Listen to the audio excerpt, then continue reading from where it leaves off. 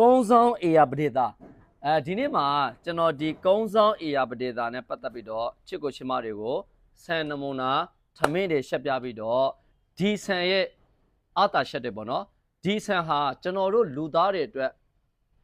ဘယ်အချက်တွေအာတာရှက်တွေဘယ်အချက်တွေကောင်းလဲဆိုတဲ့အချက်လေးတွေကိုကျွန်တော်ချစ်ကိုချစ်မတွေကိုပြောပြပေးတော့မှာဖြစ်ပါတယ်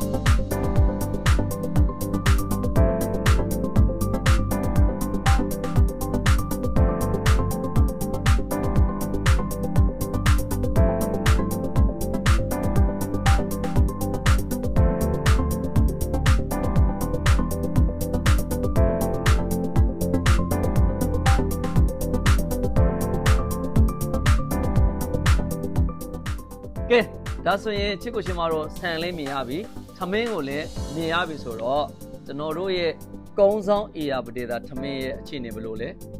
ဟုတ်တယ်နော်ထမင်းကတော့စင်းကွက်နေတာပဲချစ်ကိုရှင်မတွေဒီနေ့မှာကျွန်တော်ဒီကုန်းဆောင်အေယာပဒေတာရဲ့ထမင်းနဲ့ပတ်သက်ပြီးတော့ကျွန်တော်တို့လူသားတွေအတွက်ဘယ်နေရာမှာ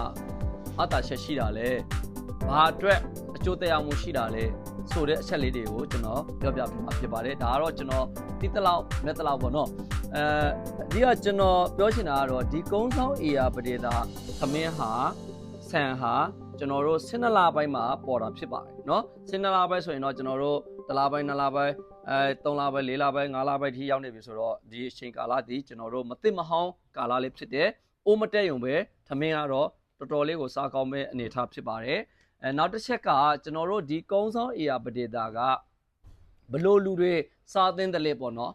ဘလို့လူတွေစားသင်းတာလဲဆိုတော့ကျွန်တော်တို့ဘလို့ပြောမလဲစီရှိုတီရှိုဟိုတက်နေတဲ့လူတွေပေါ့နော်သူတို့လေးတွေဆိုရင်ကျွန်တော်တို့ဒီအစီအနစ်ပါတာတွေကိုမစားရဘူးပေါ့နော်ဒီကော်တွေမှာဆိုရင်ကျွန်တော်တို့ကစီးတဲ့မပါဘူးရွှေဘိုးတွေဆိုရင်ရွှေဘိုးထမင်းတွေမှာဆိုရင်ကျွန်တော်ကစီးတဲ့တွေပါတယ်လေအဲ့မျိုးကစီးတဲ့တွေပါတယ်စားလိုက်တယ်ဆိုရင်မျက်လုံးတွေကအိတ်ရှင်လာပြီဒီကော်တွေဆိုရင်အဲ့ဒီကစီးတဲ့မပါဘူးကစီးတဲ့မပါတဲ့အတွက်ကျွန်တော်တို့ဟာပြောမယ်ဆိုရင်ကျွန်တော်တို့ဒီစီချိုတီချိုဖြစ်စေတဲ့လက္ခဏာတွေကျွန်တော်တို့မဖြစ်ပေါ်စေဘူးပေါ့နော်အဲ့ဒီတစ်ချက်ကောင်းတယ်နောက်တစ်ချက်ကဒီဆန်သမင်းကိုစားလိုက်ခြင်းအပြင်ကျွန်တော်တို့အစာခံတယ်နော်ကျွန်တော်ရွှေဘိုတွေကိုစားလိုက်တယ်ဆိုရင်ကျွန်တော်တို့ဥပမာခဏနေဗိုက်စာနေရောနော်ဗိုက်စာနေရောအဲ့တလိုမျိုးဒီဥစ္စာတွေဆိုရင်ကျွန်တော်တို့ကအစာခံတဲ့အတွက်ဒါပြောမယ်ဆိုရင်ခဏခဏကျွန်တော်တို့ဗိုက်စာတဲ့ပြဿနာကိုလည်းကျွန်တော်တို့မဖြစ်ပေါ်စေဘူးပေါ့နော်ဒါလေးတစ်ချက်လေးကောင်းတာပေါ့နောက်တစ်ခုကဒီကောင်ကစားလိုက်တဲ့အချိန်မှာသမင်းသားဟာနုံညံ့ပြီးတော့ပျော့ပြောင်းပြီးတော့စားလို့ကောင်းတယ်အေးတော့ရင်လေအကျန်းဆိုပေမဲ့အကျန်းအုပ်စုထဲမှာပါတယ်ဆိုပေမဲ့မာတော့တဲ့ထဲမှာမပါဘူးနုံညံ့ပျော့ပြောင်းပြီးတော့သမင်းသားလေးဟာစားလို့ကောင်းတယ်နောက်တစ်ချက်ကဒီနေ့ချက်တဲ့သမင်းကိုမနှက်ဖန်အထိမတိုးပေးနဲ့စားလို့ရတယ်အဓိကအဲ့ဒါပဲနော်ကျွန်တော်တို့ဒီသမင်းကိုဒီနေ့ချက်လိုက်တဲ့မနှက်ဖန်အထိစားလို့ရတယ်မတိုးဘူးဒီသမင်းဟာအဲ့ဒီအချက်မှာတင်ကျွန်တော်တို့တော်တော်လေးကောင်းတယ်လို့ပြောရမယ်နောက်တစ်ချက်ကျွန်တော်တို့ဒီအဝကစီးတဲ့မပါတဲ့အတွက်ဒါပြောမယ်ဆိုရင်အဝလွန်တဲ့လူတွေအတွက်စားလို့ကောင်းတယ်စားလို့တင့်တော်တဲ့ဆန်တစ်မျိုးပေါ့နော်မဝါချင်တဲ့လူတွေတင့်တော်တဲ့ဆန်တစ်မျိုးဖြစ်တယ်အဲ့အတွက်နဲ့ကျွန်တော်တို့ဒီဆန်ဟာ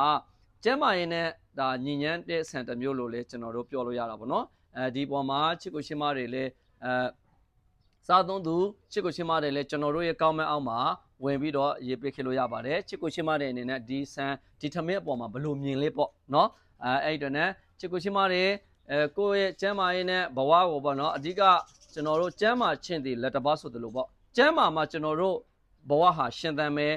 ကျွန်တော်တို့မိသားစုပျော်ရွှင်မယ်စီးပွားရေးလုပ်လို့ရမယ်နော်မကျမ်းမာဘူးဆိုရင်ကျွန်တော်တို့သွားပြီးအဲ့တော့နဲ့ကျွန်တော်တို့ဟာကျမ်းမာနေဖို့လိုပါတယ်အဲ့တော့နဲ့ကျမ်းမာဖို့အတွက်ကျွန်တော်တို့ဒီအခုခေတ်ကာလတွေမှာအစားအသောက်တွေနဲ့ကျွန်တော်တို့ဟာအသက်တွေတိုကြတယ်ငယ်ငယ်ရွယ်နဲ့တည်တော့ကြတယ်နော်အဲ့မျိုးတွေကျွန်တော်တို့ရဲ့ဒီပတ်ဝန်းကျင်တွေမှာအများစွာရှိကြတယ်အဲ့ဒါဒီကျွန်တော်တို့ရဲ့ဒီအစားအသောက်ပေါ်မှာကျွန်တော်တို့အရန်ကိုဂရုစိုက်ရပါမယ် ဒီပြောမယ်ဆိုရင်ခေနဲ့အညီခေတိုးတက်လာတဲ့နဲ့အမျှဒီပေါ်မှာကျွန်တော်တို့ဟာအစားအသောက်တွေဟာအမျိုးမျိုးကျွန်တော်တို့ဒီ chemical တွေနဲ့ထွက်လာတာတွေကိုကျွန်တော်တို့အရန်ကိုဂရုစိုက်သိမ်းပြီးတော့စားသင့်ပါတယ်အဲ့အတွက်နဲ့ကျွန်တော်တို့ကျန်းမာခြင်းတွေလက်တစ်ပါးနဲ့အညီပေါ့နော်ကျန်းမာဖို့အတွက်နော်ကျန်းမာရေးဆန်ကိုစားသုံးဖို့အတွက်အသက်ရှင်ပျော်ရွှင်တဲ့မိသားစုဘဝ